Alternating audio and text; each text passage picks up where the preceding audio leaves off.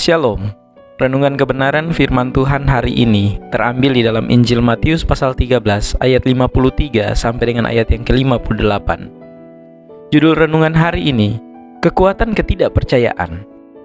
Yesus melakukan mujizat yang dahsyat dan mengajar dengan cara yang menantang semua orang yang berkumpul untuk mendengarkan ajarannya. Kemanapun dia pergi, yang sakit disembuhkan, yang buta pun melihat, yang kerasukan dibebaskan. Di semua tempat yang Yesus kunjungi mengalami banyak mujizat, kecuali kampung halamannya. Hal ini menyebabkan Yesus mengatakan, seorang nabi dihormati di mana-mana, kecuali di tempat asalnya sendiri dan di rumahnya. Matius 13 ayat 57. Karena ketidakpercayaan ini, kita diberitahu bahwa Yesus tidak melakukan banyak mujizat. Charles Finney pernah mendefinisikan ketidakpercayaan sebagai suatu contoh di mana Anda sebenarnya menuduh kebenaran Allah adalah suatu kebohongan. Dengan sikap ketidakpercayaan Anda akan janji dan pernyataan tegasnya. Ketidakpercayaan menghambat pertumbuhan, menghancurkan keberanian, dan melemahkan berkat-berkat Tuhan sebelum sempat mekar. Keraguan adalah alat yang digunakan setan untuk melumpuhkan pasukan Allah, tetapi ketidakpercayaanlah yang menghancurkan kita. Ketika kita menerima gagasan bahwa Tuhan bisa berbohong, semuanya akan sirna. Orang-orang di kampung halaman Yesus terlalu akrab dengan Yesus sebagai manusia, sebagai anak dan saudara laki-laki.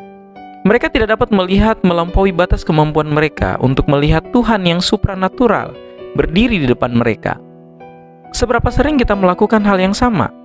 Jika kita percaya segala sesuatu akan selalu seperti semula, apakah motivasi kita untuk beriman?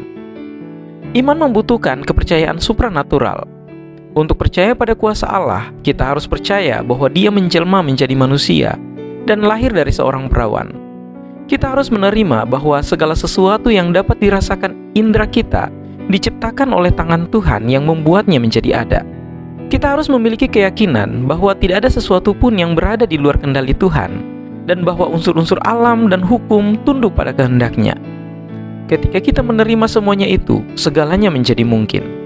Keajaiban akan ada di sekitar kita.